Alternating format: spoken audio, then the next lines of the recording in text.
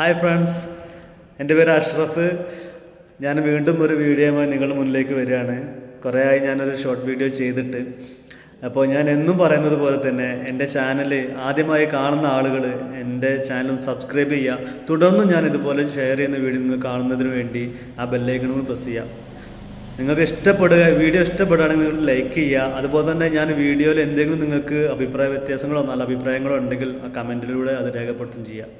അപ്പോൾ ഞാൻ ഇന്ന് നിങ്ങളുടെ മുന്നിൽ വരുന്നത് നമുക്ക് എല്ലാ ആളുകൾക്കും ഒരേപോലെ, ജീവനുള്ള ആളുകൾക്ക് ഒരേപോലെ ഉള്ളൊരു സംഭവമാണ് എല്ലാവർക്കും ഒരേപോലെ കിട്ടുന്ന സംഭവമാണ് സമയം, അല്ലേ?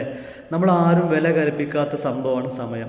നമ്മൾ ചിന്തിച്ചു നോക്കൂ, ഓരോ കാര്യങ്ങളും നമുക്ക് നാളേക്ക് മാറ്റി വെക്കുന്ന ആളുകളുണ്ട്, അല്ലേ? നാളെ എന്നൊരു ദിവസം ഉണ്ടെങ്കിലല്ലേ നാളെ നമുക്ക് സമയം ഉണ്ടാവുള്ളൂ. അപ്പോൾ നമ്മൾ എന്താ ചെയ്യേണ്ടത്?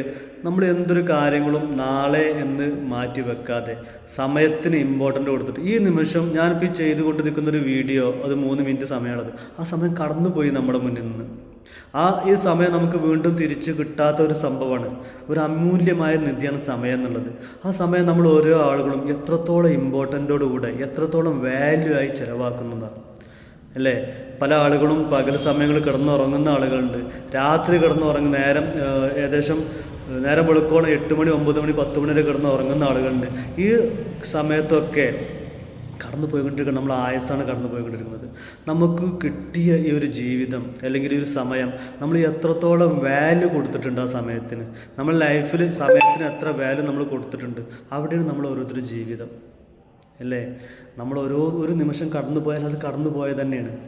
നമ്മൾ ചെയ്യേണ്ടതെന്ന് വെച്ചാൽ നമുക്ക് കിട്ടിയ ഒരു സമയം, ഒരു ജീവിതം, ദൈവം അല്ലെങ്കിൽ പടച്ചോൻ നമുക്ക് തന്ന ഒരു ജീവിതം നമ്മൾ എത്രത്തോളം നമുക്ക് വേണ്ടിയിട്ട്, അല്ലെങ്കിൽ നമ്മുടെ കുടുംബത്തിന് വേണ്ടിയിട്ട്, അല്ലെങ്കിൽ നമ്മുടെ സമൂഹത്തിന് വേണ്ടിയിട്ട് ചിലവാക്കി എന്നുള്ളതാണ്. അപ്പം നമ്മൾ ഓരോരുത്തരും ചിന്തിക്കുക, നമുക്ക് കിട്ടിയ സമയം നമ്മൾ ആരോഗ്യത്തോടെ ഉപയോഗിക്കുക.